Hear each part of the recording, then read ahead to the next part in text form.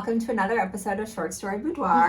I'm Katy Gathright. And I am Samantha Neugebauer. And we're excited to have our third episode of the season. Yes. So today we're going to be talking about a short story called A Tilt Before the Sea. Yes. By Erin Cecilia Thomas. It's actually a story that's part of a new collection. We have the full book here. I do really like this cover, actually. I like the cover too. Yeah. The colors too. Yeah, very pleasing. But yeah, we're excited to be talking to this local writer. Yes. And you're going to give us a summary? I'm going to give us a summary, yes. Perfect. I'm on deck. So, so this is a pretty short story, and this is a story that sort of takes place over the course of a car ride. But it's one of those stories where the narrator is sort of like bringing us in and filling us in on her life, and the sort of excuse or like inciting incident for her telling us about this is that she's stuck in a traffic jam. Right. And so she's reflecting on a recent move that she's made. She's moved herself and her daughter from New Jersey down to Nashville. And this is because she has just divorced her husband, Eric. It was kind of like a nasty divorce. We learn later in the story that her husband didn't even fight for custody of their daughter, which is something that she's trying to shield her daughter from. But these are all kind of just like fleeting insights we get. Really, we're mostly with her in the car as she's gradually filling us in and getting closer and closer to the site of the sort of like wreck that is causing this major traffic The physical jam. wreck in the story. Yes, the physical wreck. So that's like essentially the plot of the story. Like, as always, we spoil things. So she does, make it past the wreck. Right, yeah. There's sort of a climactic moment, and then there's like a denouement where she's kind of like coasting a little bit. Right. And has sort of some final insights on her daughter's relationship with her. So that's the shape of the story. I think there's some interesting things to unpack. Especially about structure, I think. Yeah, for sure. And I maybe on that structural point, I'm interested in talking about the climax and whether, I sort of feel like it's a traditional climax in some ways because we're like, okay, what is this crash going to be that's causing this car jam? And we get to it, and she kind of has this like sort of big reflective moment as she's seeing the truck that caused this and kind of like reflecting on her hands, and there's some like, interesting language there, and so it did feel like a classic climax to me, even though it happened sort of in the space of one paragraph. And I think it's an interesting question, like to what extent can just like a moment of internal reflection serve as a climax, but clearly the wreck is important metaphorically and physically to the story. So yeah, absolutely. I think that this is not one of those novels that I would call like poetic in that I feel like there is a popular kind of genre of novel that is like novel written by poets. Yeah.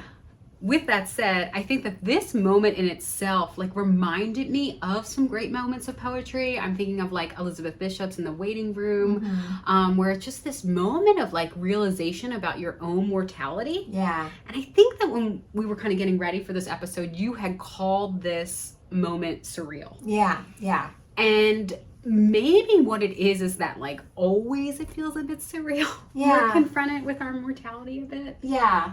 That's really helpful because I was really struggling with that and wanted to parse it because again, like, she's like looking at her hands. She like compares them to like an eggplant. And then she sort of starts like has like a little mini meditation on the nature of eggplants. Right. Yeah. And it's like a little funky. And I think, I was sort of like, oh, is this a different register that the story is moving into? Is this, but I like the way you're putting it. It's almost like, actually, whenever you're sort of like really thinking about yourself and you're truly alone as she is in this car, like it always gets a little weird. It does. And I think, a couple beats before that, there's a line I really like where she has this feeling of certainty that someone or someones have died here. Yeah. And I don't think that's ever clarified for us, but I think that maybe just moves her thinking into a different register. Yeah. So like the writing almost follows the thinking, which I think really worked for me. Yeah, I think that works too. Yeah, I agree with that. Yeah. Okay, I'm going to ask you my first question. So on New Year's Day, a few weeks ago, I read a Substack from the kind of academic Henry Oliver, and he had a list of 10 reasons why everyone should read great literature. And I recommend this. Maybe we'll put it in the show notes. And it was a great list. And the first item on the list was just that literature is like a particular kind of pleasure. Yeah. It's sort of a complicated pleasure, and it's a pleasure that you can't get elsewhere. Yeah. And I really love that. And so my question is just, what did you find pleasurable about this story? Yeah, it's a good question. We probably don't ask each other often enough. No. Yeah, you know, I think like a couple things. Like, one, I do think it's always interesting to see a story that finds like a hook for a character telling us about themselves. Right. You know, like I feel like we you know how like they tell you like when you go to parties, like the trick to make small talk is just to like ask the person, like another person, a lot of questions, because people love talking about themselves, right? And I think almost like this story, it's like the author is like giving this character permission to just like talk about herself, because she's like the space, the like structure of being stuck in this car and sort of like using it as a moment to reflect on her recent move and her divorce is like that excuse to just talk about herself. And I think it's interesting to hear how another person, fictional or not, portrays themselves. Like, even if like that person might portray themselves in a way that feels self-serving or like one-sided potentially, like I don't think that necessarily has to take away from the story. And it's sort of like interesting to hear the bias in people's voices. So I think I in this story enjoy sort of almost that uninterruptedness of just like the character study, like, oh, like, okay, that's how this woman sees things. Yeah, I like the kind of the uninterrupted bias in people's voices. I think I agree with what you're saying. I think for me, there were the idea, kind of the idea that is, I think, a more universal appeal is just like the propulsion of getting to the wreck for me. What are we going to find there? Like, you know, I think it's working obviously on like multiple levels that we're going to talk about. And so that propulsion really motivated me to keep reading. And then on a personal level, because I'm from Philadelphia and I hate New Jersey, I felt like seeing New Jersey like in context as like a desirable place to be was like very funny for me. And that like brought me like interested in. I mean, there are some shore points I like, of course, Cape May, but in general, I would much rather live in Tennessee, I think, than Jersey. And so it was really comical to me that like New Jersey kept being evoked by like the daughter, etc., as like a desirable location. But that's sometimes the pleasures are sometimes idiosyncratic like that, right? Totally. So and the fact that the story is specific enough to like have a character you might disagree with on a point, or be like, oh, that's so interesting. Absolutely. Yeah. Well, we keep like dancing around the wreck, so I think we should talk about not literally. Not literally. But yeah, I think it's interesting because like again, it's sort of what the story is structured around. We have the climactic moment where she sees the wreck. She's talking about the extent to which her life is a wreck. Like there's sort of a very obvious metaphor and parallel there. And I almost feel like stories don't do that as often anymore. Maybe because it feels too heavy-handed, or like it can. And I'm just curious, like, how you felt about the metaphor of the wreck.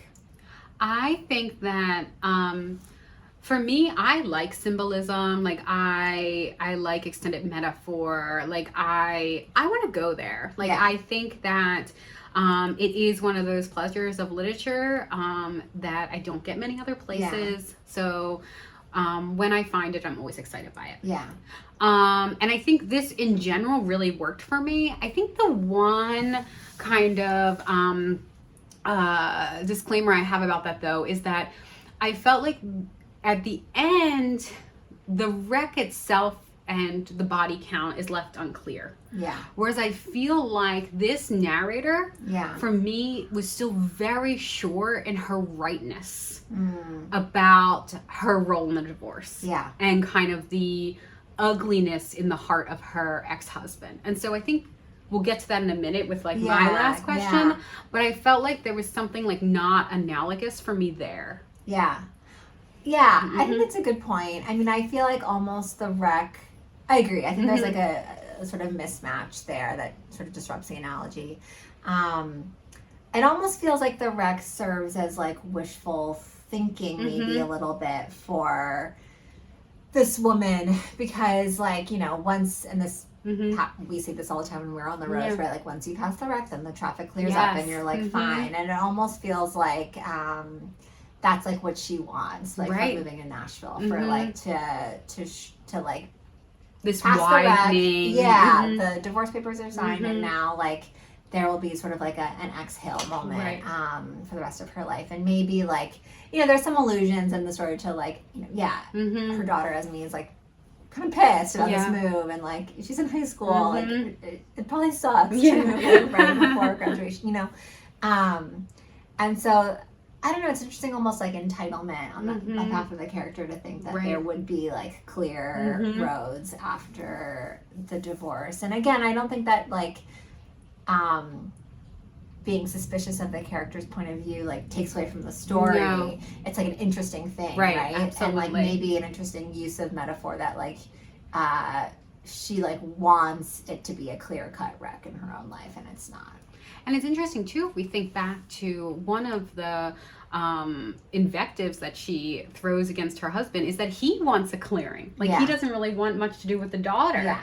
And she's craving a kind of clearing too, but of course, I think, you know, her clearing is also has maternal elements, that her daughter is totally part of that vision. Yeah. Well, I like your question about the like divorce and sort of like let's go there. So one of my big narrative questions here, and again, I think this was done really well, is that she is painted as kind of like seeing this divorce without any nuance, I feel like. Like Eric is a creep, you know, she's wondering about like the reasons he loved her or doesn't love her.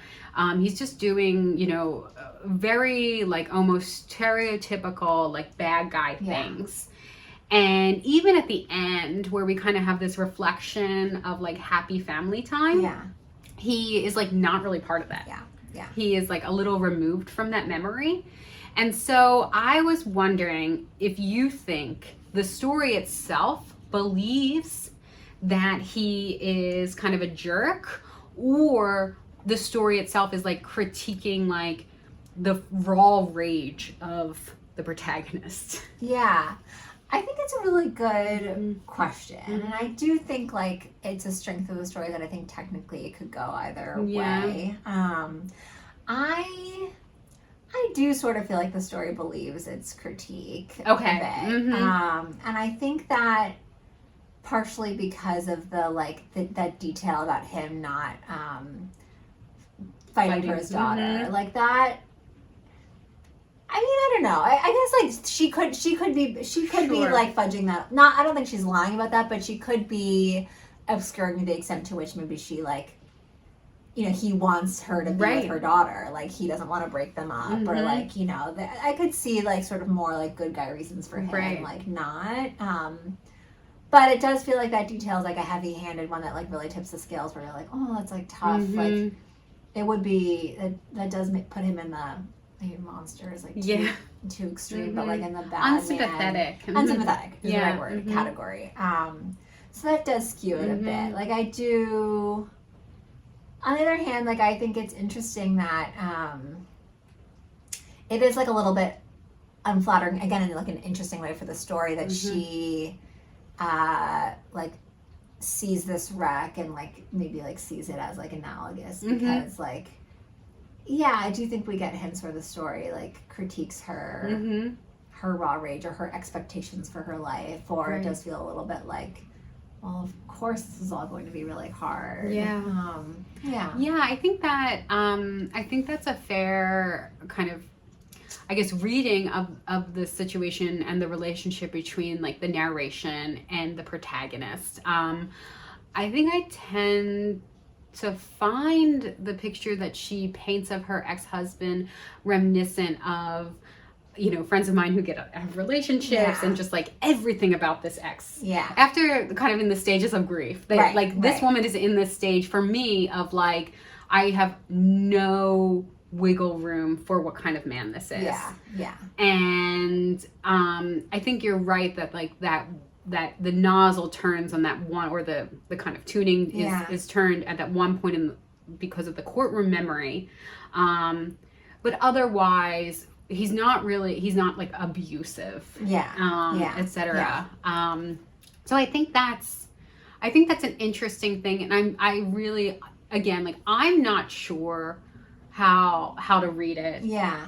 And that is a main takeaway for me from the story. And maybe in some ways that's like the advantage, or going back to structure, we started like the advantage of a small canvas here, right? Where like, like this is taking place in like such a compressed amount of time that like, of course she's just going to be in one stage of grief for this story. Like, of course we're not going to see like the other dimensions of it. Like, it is quite plausible that for the duration of like one shitty car ride, you would be in like one particular mental state. So that's like helpful for me thinking about it. And I think that, again, it's like a nice thing. I always like it when like there's sort of like a small, very specific canvas for a story. Absolutely. And I would even be interested if, like, you know, this writer has another collection, or there's, you know, another story like with the same characters. I think would be really interesting too, like to see them in another moment. Yeah, and that's a really good point. Yeah, I like that as well. Well, should we talk about our favorite lines? I think so. Okay, I'll go first. Okay.